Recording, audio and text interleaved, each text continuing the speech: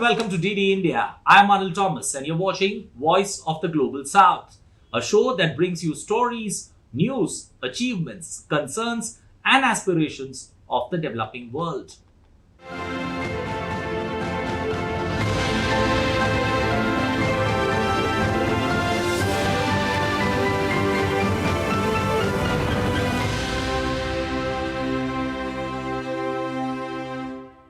Election fever grips India as millions of voters cast their votes in an electoral process spanning over 6 weeks. Amidst the polls, misinformation and fake news remain a constant threat.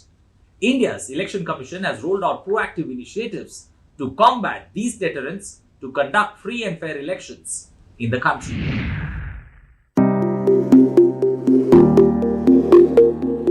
The world's largest elections are on in India, as around 970 million eligible voters are casting their vote this summer. Elections are being conducted in 7 phases until the 1st of June, and results will be declared on 4th of June. With elections taking centre stage in India and more than half of the phases left to unfold, the country's autonomous constitutional body, the Election Commission of India, has deeply engaged itself in the process to ensure that the elections are conducted in a free and fair environment. Misinformation and fake news are common predicaments in the digital age, more so during important events such as the elections. In order to combat this and ensure the integrity of the electoral process, the Election Commission of India has introduced the CVigil app and Myth vs Reality Register. The Election Commission's CVigil app, launched in 2018, has been a big hit with voters.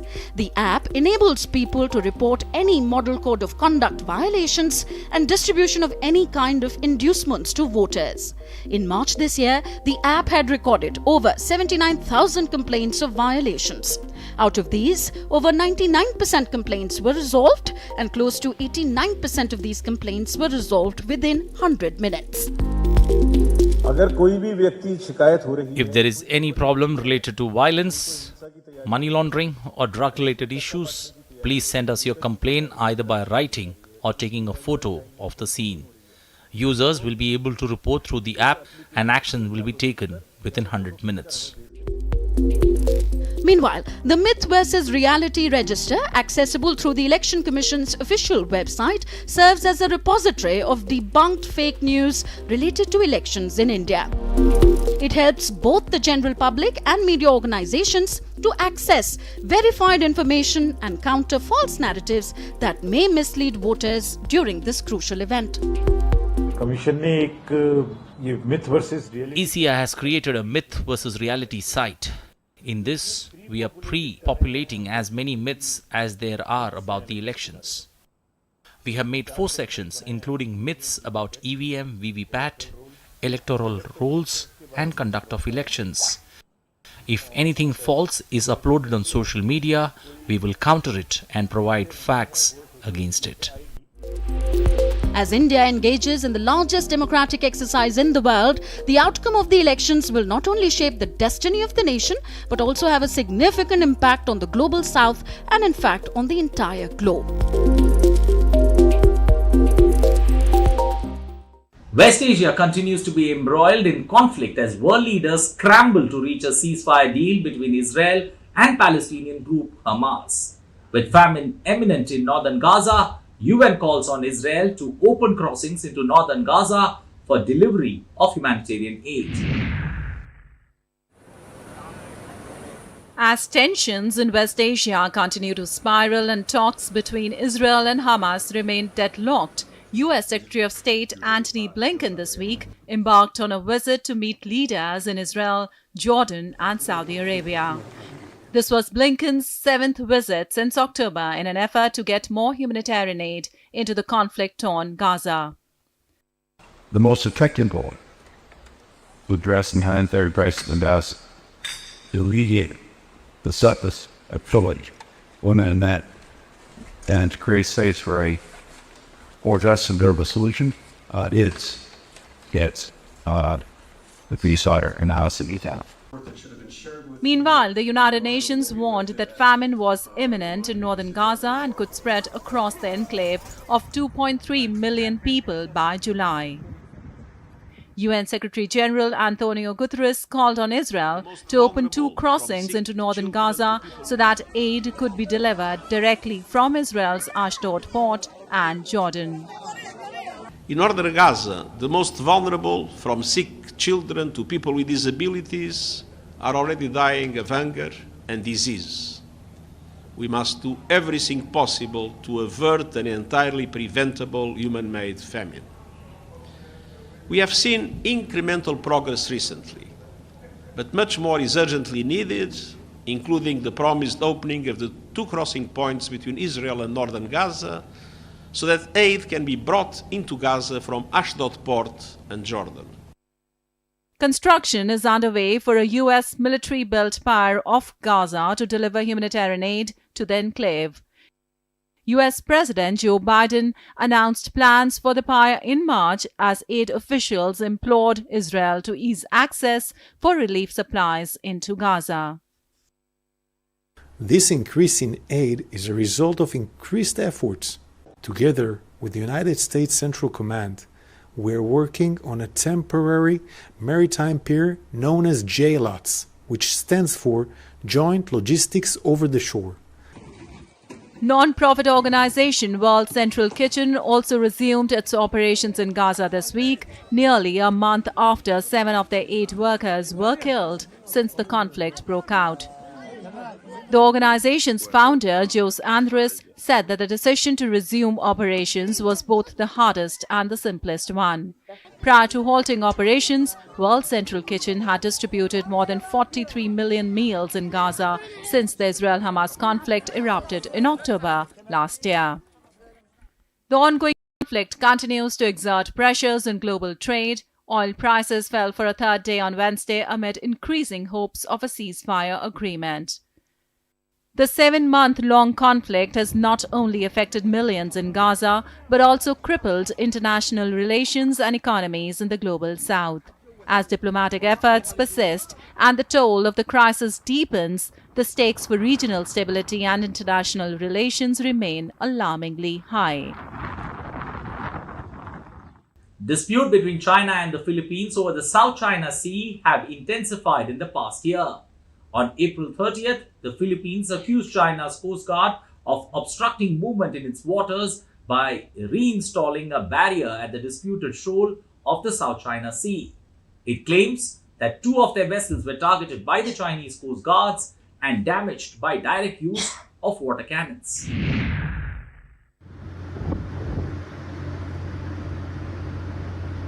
The disputed waters of the South China Sea have been witnessing clashes between the Chinese and the Philippines Coast Guards, with both attacking each other's vessels for over 20 times this year. In the latest maritime face-off in the long-running tensions between the 2 countries, the Philippines Coast Guards have accused China of attacking their vessels with water cannons on April 30th.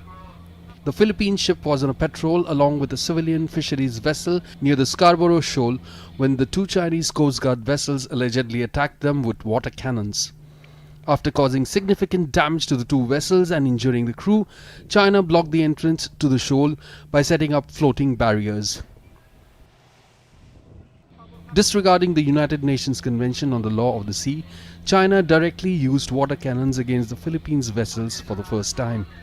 The attack has caused structural damage to the Philippines Coast Guard ship and the fisheries vessel. The Chinese Coast Guard now has elevated the tension and the level of their aggression as well towards the Philippine Coast Guard vessel. This is the first time that we can say that the Coast Guard vessel has been subjected to a direct water cannon with that kind of pressure that even resulted to structural damage of the Philippine Coast Guard. Meanwhile, the Chinese Foreign Ministry has warned Philippines of challenging its sovereignty and to stop any further provocation. On the other hand, the Philippine Coast Guard spokesperson sternly stated that they would continue their mission towards the shoal despite China's provocation and would refrain from escalating the situation further. Despite of all the provocation of the Chinese Coast Guard, our Coast Guard vessel and BFAR remains to be there. This goes to show that we're not going to be deterred. Our Philippine Maritime Forces, whether BFAR or Coast Guard, we'll still carry out our mission in protecting the interests of the Filipino fishermen. In protest against China's alleged aggression, Philippines summoned a Chinese diplomat. Accusing China of escalating tensions, Philippines has urged the boats to leave the waters immediately. The United States has also condemned China's irresponsible behavior and disregard to the international law. Meanwhile, Philippines has assured to protect the Mutual Defense Treaty. Filipino crews are put in danger, where sailors have been injured and property damage. That's irresponsible behavior, and it disregards international law. So, Phil, I won't get into any hypotheticals on what could happen and how it could happen. I would just say that you've heard me say, you've heard our president say a number of times that our commitment to the treaty is ironclad, and we stand with the Philippines. We are very conscious of the fact that we need to assert our rights, but in a manner that safeguards the safety of each and every member of the Philippine Armed Force, which is the principal actor in the area. And the talk about MDT sometimes also is exploited in the international press and used sometimes as a bogeyman in order for our countries bilaterally and multilaterally to go forward with legitimate hardening measures for the Republic of the Philippines. Clashes between China and Philippines have occurred repeatedly in the recent months at the submerged reef inside Philippines' exclusive economic zone. The Scarborough Shoal is a part of one of the major shipping routes, South China Sea, and is source of around $3.4 trillion of annual commerce. The fallout of the clash between the two global South nations is causing disruptions in the maritime movements in the region, thereby adversely impacting global trade and commerce. We will take a small break here and be back with more. See you on the other side.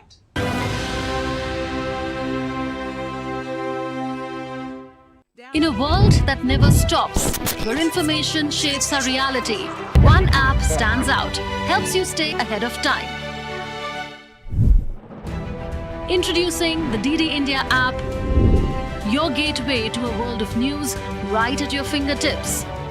Your most trusted source of news goes global, goes digital. Explore a world of options, top stories, live updates, in-depth analysis, and more. Stay informed wherever you are. Real-time alerts keep you ahead of the curve always. The DD India app, connecting you to the world one story at a time. Download now and explore the world of knowledge, insights, and authentic information. India that invents. India that innovates. India that excites. India that invites. Land of possibilities. Teeming with opportunities. Watch India Ideas each Thursday, 8 p.m. only on DD India. Welcome back. You're watching DD India and this is Voice of the Global South.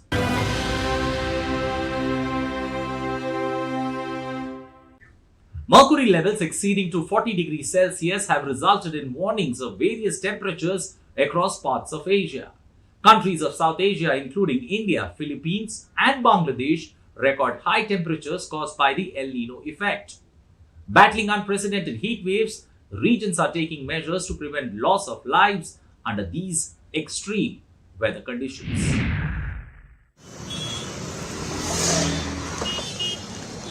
Asia, experts say, is warming faster than the global average. From India to the Philippines, record-smashing heat waves have struck many nations across South Asia. India, the largest country of South Asia, is the most affected due to the impact of climate change. Several states across the country continue to reel under scorching hot weather conditions and face the impact of heat waves. Temperatures have reached over 40 degrees Celsius, closing schools, taxing power grids, and increasing heat-related illnesses and deaths.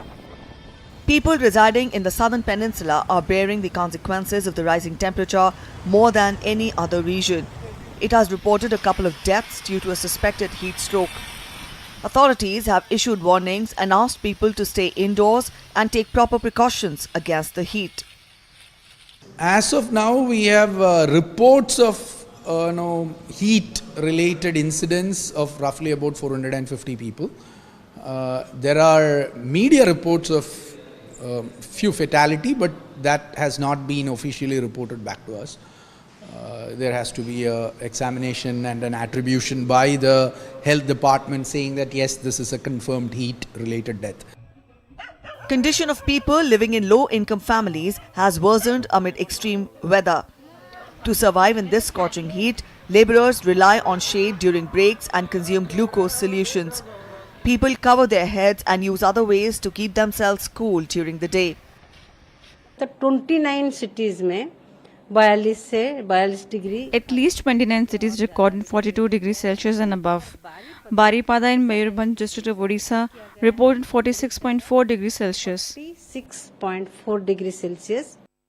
While the Indian Meteorological Department has predicted hot weather conditions during the next 3 months, people await monsoon that will bring a fall in temperatures across the country.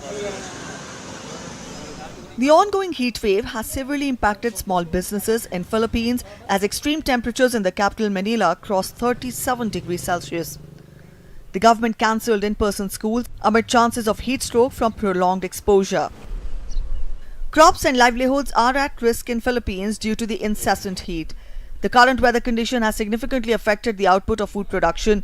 Farmers are suffering a loss from low prices because of the poor quality amid the high temperatures. When the plant starts to grow, it takes longer to get bigger because of extreme heat. Unlike during the rainy season, when it is colder, it grows much faster. You can also notice the difference in appearance of the plant when it's hot. The semblance is very different. Bangladesh is facing an unusually hot weather, forcing schools to shut and threatening public health. A week-long heat wave swept across Bangladesh, with temperatures climbing over 43 degrees Celsius. The hot spell has made conditions extremely challenging for workers who work outdoors during the day. Hospitals have seen a rise in patients suffering from heat stroke, dehydration, exhaustion and respiratory problems. Climate scientists warn that extreme weather patterns are aggravating the dire health conditions in many regions of South Asia.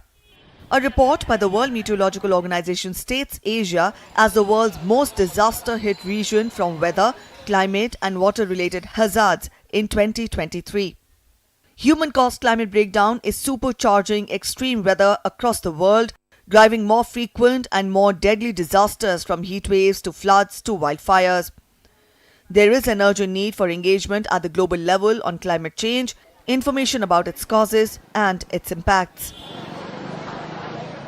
The East African nation of Kenya has been battling floods since March of this year, ravaging lives and livelihoods all across.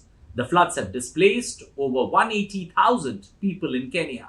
As heavy rains persist in the African region, many are still missing. Meanwhile, heavy rains have caused flash floods and landslides in Tanzania, contributing to damaged homes and crops.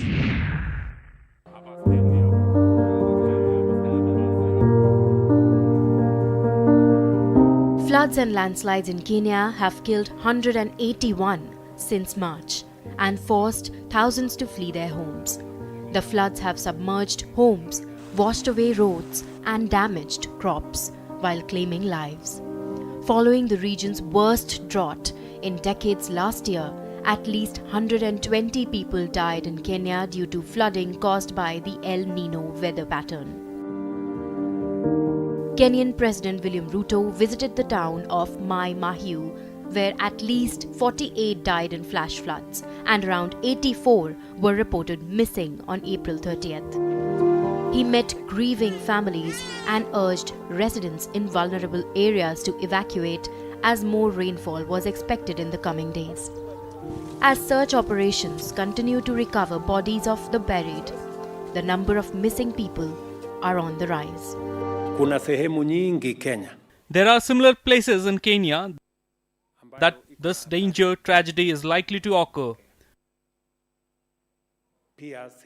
We will ask the residents to vacate in good time because the forecast shows that the train will go on. Forecast ya mvua tuko nayo ni kwamba mvua itaendelea. We heard a loud noise. Water came with a lot of force and debris. Our house was washed away. That's when we lost our child. We have come here to get information so that we can go check where the child is. We have been told he is dead.